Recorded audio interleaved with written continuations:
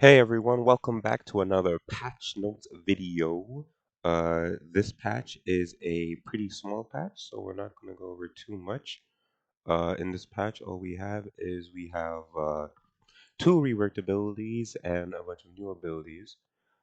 So instead, what we're gonna do a nice short 10-minute video, get you guys in, get you guys out what you need to know about this patch and anything that's different. So, with some new abilities introduced, we have the tier list getting mixed up, and we also have some new implications because all abilities interact with each other in one way, shape, or form. So, I'm just going to give you guys some highlights going from D tier at the very bottom, and we're going to make our way up till it remains the same. And then we have a new ability, Scout. So now what does Scout do? So new ability Scout. As a reaction, you get to choose a creature that you see, and you get to learn that ability's name and a few things about the ability. The reason why this ability is in D tier is there are a couple of reasons. One of the main reasons is that literally the first three words as a reaction. Most abilities are just free. You get them for free. You get to use them. No big deal. But for Scout, for some reason, you need to use a reaction. Uh, that being said, usually get some type of payoff. Like for Lucky Bag, you have to use your bonus action, but because you have to use one of your major action economies, you get a pretty good payoff. But for Scout, your payoff is knowing the name of an ability, but that doesn't really maybe do much for you unless you're like an ability encyclopedia. So you're not really getting super much out of that. So Scout, it's bad in your action economy. The effect is not that good. It's terrible in combat. Out of combat, it's okay unless like you have ready access to a library at all times that has every ability in it, which just doesn't exist, which is why Scout's going to be in our T tier. Next, we move into C tier. We have Wither, which is one of the new abilities. Uh, it's basically one of your gustos, your shocks. It just does bonus damage, and its side ability is the fact that the target that you hit, they can't regain hit points until the start of your next turn. Uh, that sounds kind of good. Stopping healing is always pretty nice. The issue is that it's only until the start of your next turn, and healing already isn't super effective unless you're using it on a 0 HP target. And if it's just until it's the start of your next turn, then you just wait a turn for the wither to die out, and then you just bring back up the person. So the weather is like niche useful, and even when it is not insane. Um, investor investor got reworked to where now investor, just to give you a TLDR, investor is pretty much the same. The only difference with investor is that uh, now you can generate money. It's not a lot of money. It's a silver for every 5 attacks that your allies make. So it's okay. It's money. It's better than nothing. But you still have the problem of the ability still needing silver to activate, which is a problem. And it's a good amount of silver too. It's not silver points, it's just straight silver. So the ability itself is still really expensive, and you really don't want to use investor outside of generating money. The actual effect of it still really bad. So you're not so investors going to be stuck in C tier. We have Warding Gusto, everything's still the same. Now we have Droplet. Droplet's another new ability. So what Droplet does is once per turn you get a consumable effect. The orange, you give a creature a bonus action. Blue, you get a spell slot. Yellow is going to be dash action, and green is going to be a hit die worth of HP. Uh, the main reason uh, Droplet is not good is again, Scout. Scout had the same issue. You have to use your reaction, so that's action economy, meaning you can only create one Droplet. And then even when you do create a Droplet, all the effects are not very good. Like an additional bonus action, some classes can't use that at all. A spell slot, again, some classes can't use it at all. Dash action, sometimes it's not useful, especially if you're a ranged character in position, it's useless. If you're a melee character in position, it's useless. And one hit die HP is technically always useful, but that sucks because it's just one hit die worth of HP for your reaction. And you know what else is a reaction? Shield. You know what else is a reaction? A lot of class abilities that are strictly better than this. You know what else is a reaction? The silvery barbs, which is would literally is worth significantly more than one hit die worth of HP. It's just not good. Uh, it's fine. It's not useless like Teleport and Scout is, but it's really, really bad. In B tier, we have Focus. Focus is another one of those new abilities. Uh, so what Focus does is it lets you concentrate on more spells, gives you expertise in con saving throws, gives you expertise in your spellcasting modifier. So Focus is good, but the issue with Focus is that is Focus really doing anything? Is it doing more than other abilities? And that's when you have to really stop and think. You're just like, okay, you get to concentrate on more spells, right? But in order to concentrate on more spells, you need to cast two concentration spells. So that's probably going to take you 2 turns, right? And if you're going to take 2 turns, then how long is a combat, right? Some combats are only 2 turns. So you probably don't get any value out of that, really. Expertise in Constitution saving throws doesn't matter about your con saving throws if you get knocked unconscious. Uh, you still lose concentration anyway. Uh, is if you get CC'd, all that other stuff, still gonna get still gonna lose your concentrations. Uh, and now it hurts twice because you can do 2 spells you can concentrate on, and you get expertise in your spellcasting modifier. This one's really useful, mainly because spellcasting modifier affects to hits and save DCs. To hits means significantly more because that's just based on you hit thing and their set AC. But for saving throws, they're sometimes not super useful because uh, it's usually not going to be a difference of 3. Sometimes it is, but most of the time you'd rather just give it a creature disadvantage on having their saving throws because uh, fails that creatures saves that creatures are going to fail, they're going to fail most of the time. So if you give them disadvantage, giving them disadvantage means more because you knock down that nat 20 when usually people will fail like maybe with a 16 for your intelligence saving throws because intelligence, you know. So it's an okay ability. Uh, then we have abilities that we've already seen before, nothing new around here. We have planetary distortion, which is another newer ability. Planetary distortion, you create a dimension with a single world, with a single rule. Uh, Touch a creature, reaction, pull them in. Again, uses your reaction. Uh, but planetary distortion actually kind of has a payoff where it's a rule that you've already had preset, and you use this rule permanently. The issue, big issue with planetary distortion is that you are pulling 2 people out of the combat. And now, when you think about it practically, right? If you are a powerful character and you are pulling out let's say you're pulling out a weak character, then you just made a fight. For example, you made a fight 4v4 where your team is heavily disadvantaged because you, a powerful character, is pulled out. If you pull out a medium character, well, again, 4v4, and if it's a medium strength character, you're probably not going to knock them out in one round. So your team is really going to have a disadvantage fighting for an even longer amount of time. And if you're pulling a powerful character, then this is probably like the best case scenario where you go into a 1v1. The biggest issue if you pull a powerful character is that you can get 1v1 in your planetary distortion. And if you lose in your planetary distortion, then you're gonna have a bad time because your allies couldn't even help you in there.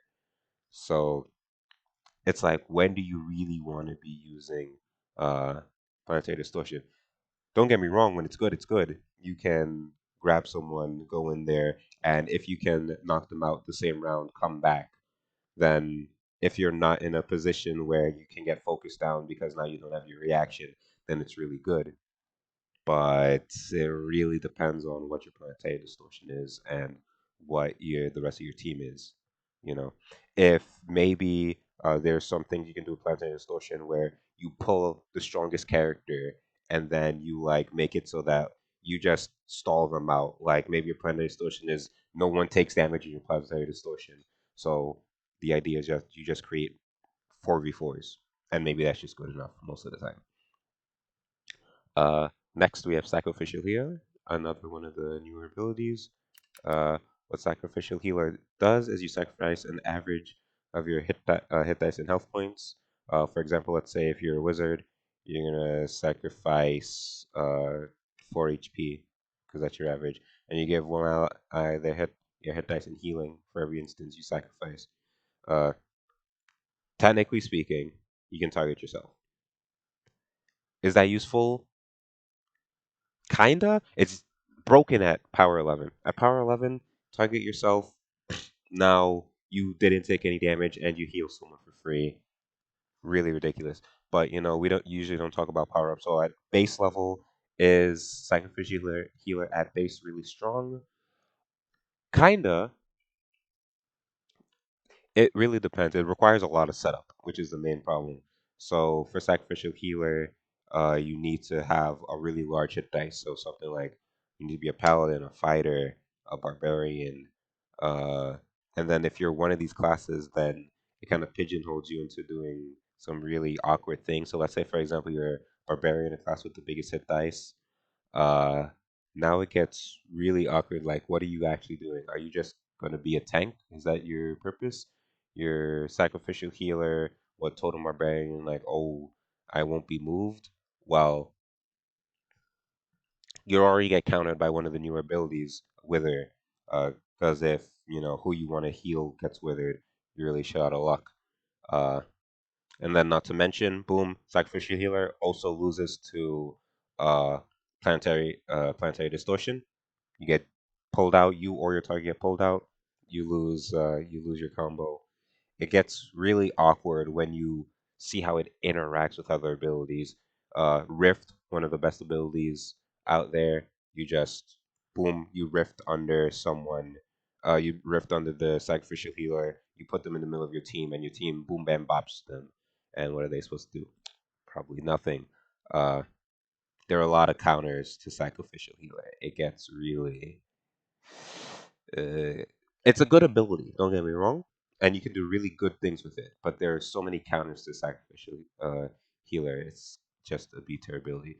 Then we have judgment. Judgment is another one of those our newer abilities. Uh, it's one of those bonus to damage. This one's radiant. And now what happens is they take Constitution saving throw, and if they fail, they get blinded.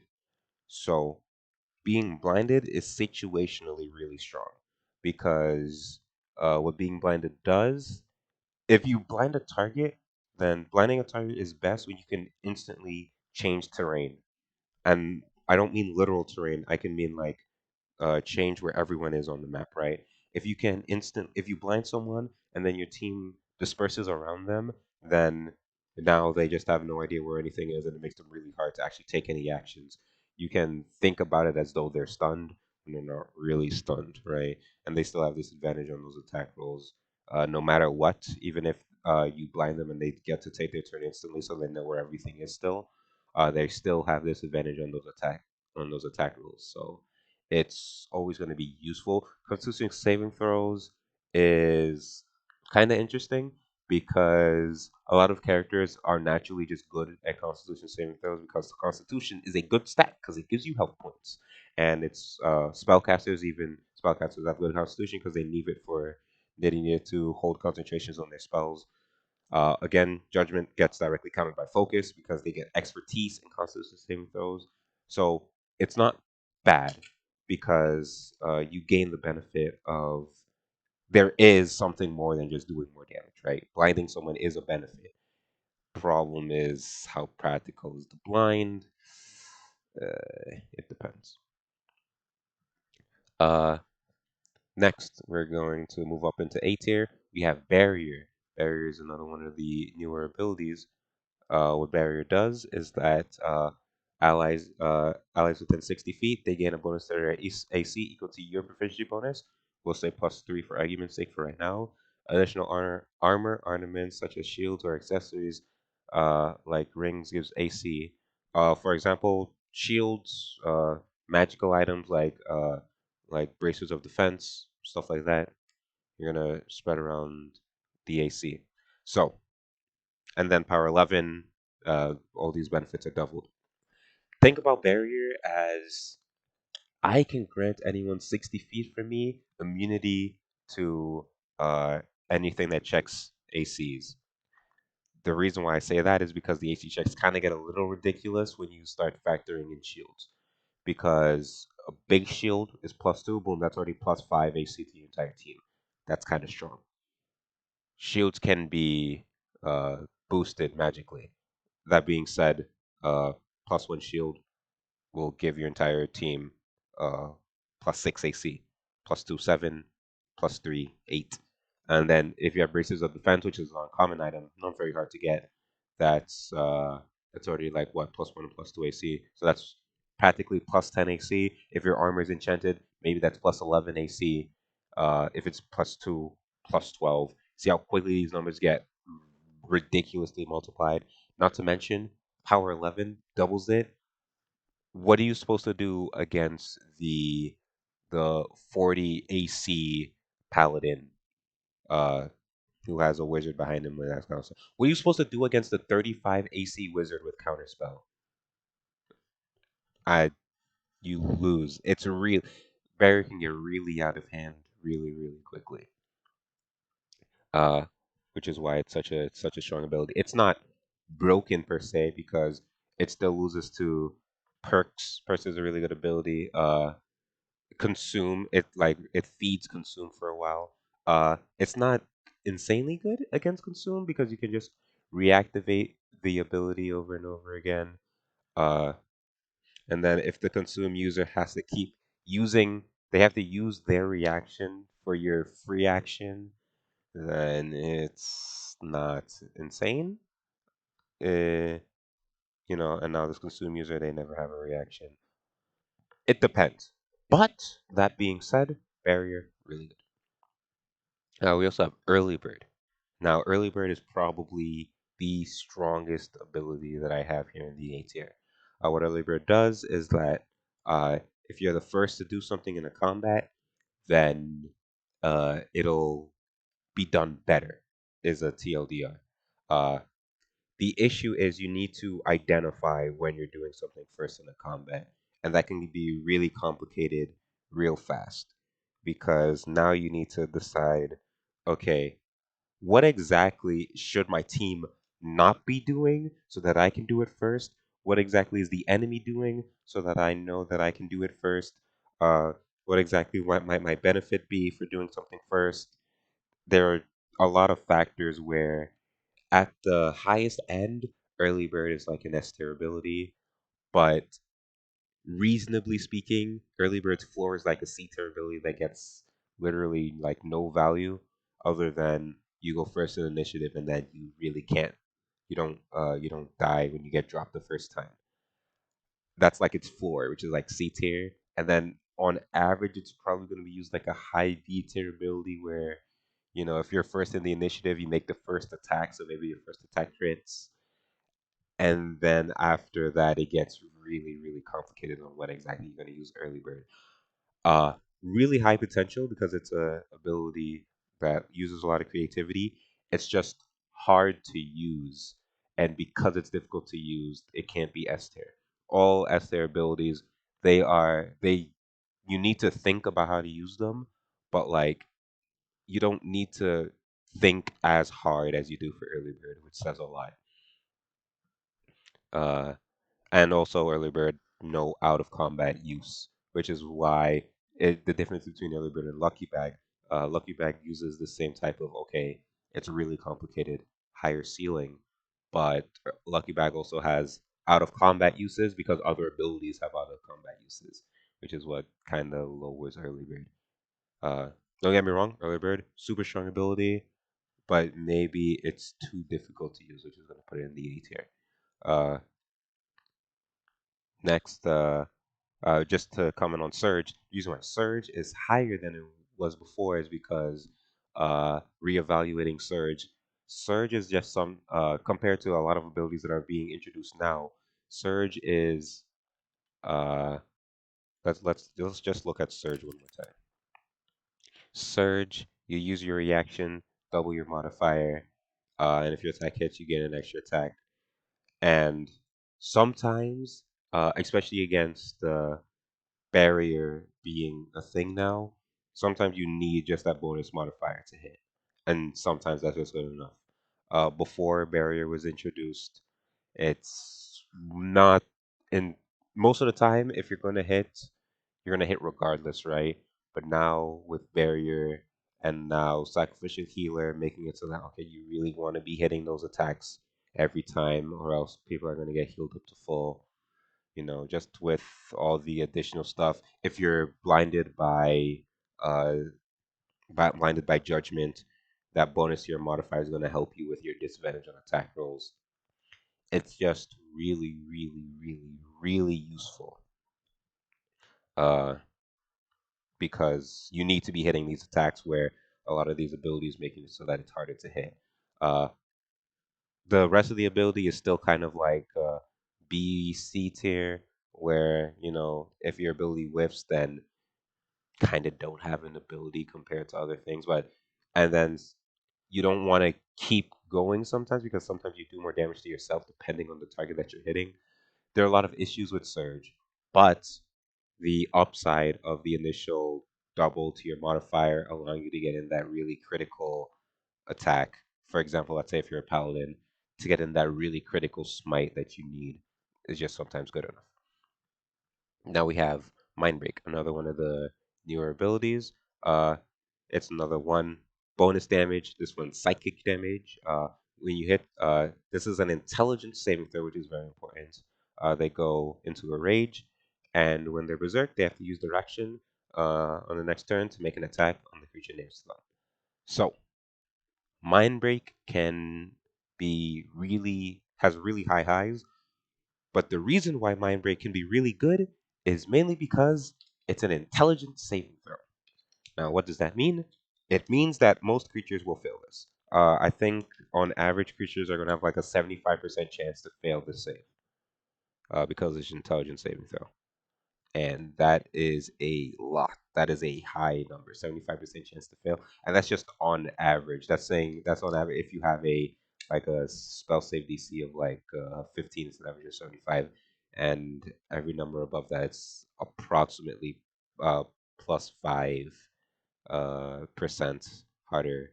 So let's say you have a spell save DC of like 17, boom, 85% chance to fail Mind Break is kind of insane. On top of that, the actual effect, uh, if you hit a spellcaster with this, they need to make an attack. Uh, Spells are not attacks, so your spellcaster cannot cast a spell with their action on the next turn. Huge. Another thing is they also need to make it on the nearest creature. The issue with that is if you're a melee Mindbreak user, then you kind of have to walk out of the way, meaning you have to take an opportunity attack, which is sometimes fine. Yeah, sometimes it's fine to take that opportunity attack, just so that the berserk attack guarantees go to the next person.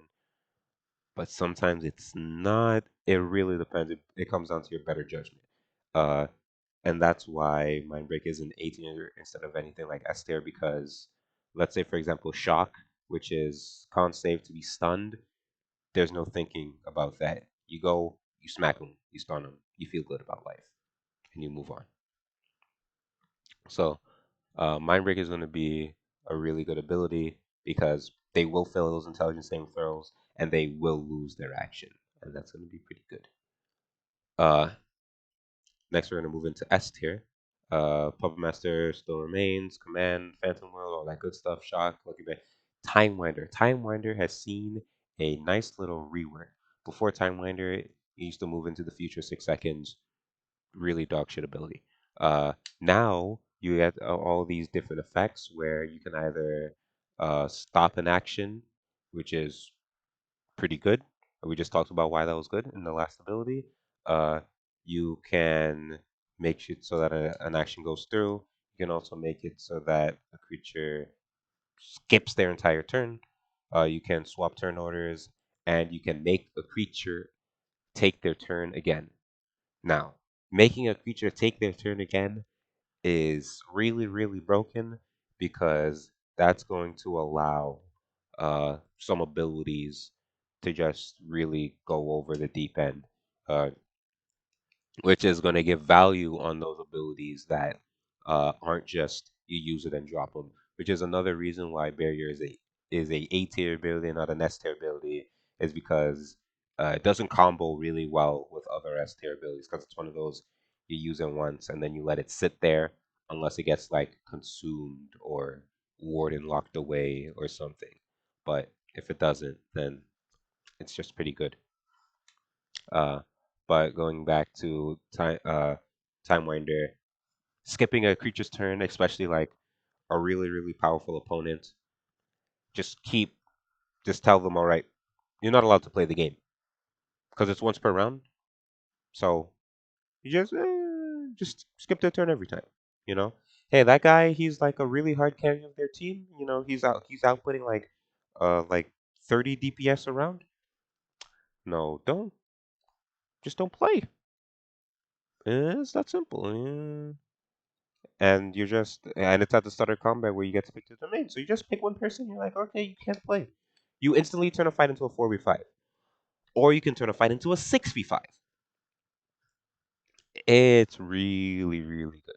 Timewinder is probably going to be one of the best abilities in this patch.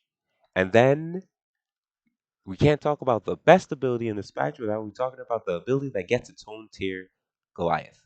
Now, Goliath is really, really broken, mainly because of its wording and how exactly Goliath is going to interact with itself.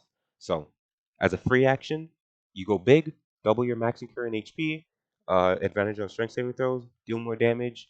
You get to taunt, and where uh, all individual like based attacks and abilities they have to be focused on you. That's already super overloaded. There are already a lot of things going on here. That's already probably enough to be like A tier, S tier ability, no numbers included, right? It completely ignoring numbers, just hearing all the things that it does. But Goliath is also worded in a way where uh, it assumes that because it's a free action, you can use it as many times as you want. Uh, because you can use it as many times as you want, uh, you can just infinitely gain health you can just keep going small, keep going big, keep going small, keep going big. Or if you interpret it in the way that maybe you can't get small, but you just keep getting large, you just 100 HP, 200 HP, 400 HP, 800 HP, 1600 HP. You just go infinite, and you with infinite health. What do you do with infinite health? Well, sometimes you can get ignored. Can't get ignored with infinite health if your ability also says that people need to be targeting you. Yeah, Goliath is going to be a problem. It's going to be a big, big, big problem. But I expect it to be hot fixed. Goliath can easily just be hot fixed by you strap on at the at the beginning or at the end that it's once per combat. Well, it probably needs to be more than once per combat because if it's once per combat, then it's something that you can stack outside of combat, you know. And if you're inf- having infinite HP outside of combat, and then you go into combat, you're still going to keep the infinite HP that you have. So it's going to need to be changed to where you can only benefit from this ability once uh, at a time, and that's probably just good enough. But it needs to be both of those because if it's just you can only benefit it from once at a time, then you still have infinite HP, except it's pseudo capped at 200. So you're going to be going from like every time you take damage, like you go down to when you're big, you take 100 points of damage, you lose the Goliath, and then you just activate it again and now your 100 doubles, you're back at 200. So you healed 100 HP for free. So you need both clauses on it. After you put both clauses on it, the ability can be reevaluated to see how strong it is. Uh, but until then, Goliath, super, super broken. Uh, with that being said, that's going to be the end of the abilities rundown. Um, Next video we're gonna have is we are going to take all the abilities and we are going to actually analyze how good they are when they're used in Lucky Bag. And you're gonna see a lot of these abilities get shifted up and down real easy because you know an ability that may be as powerful as Goliath can't be abused in Lucky Bag, so you could see that really drop down. We'll see. Hope you guys enjoyed the video. Don't forget to like, comment, and subscribe. Let me know what do you think I may have gotten wrong in this tier list. I really want to know what your takes are. All right. See you guys later.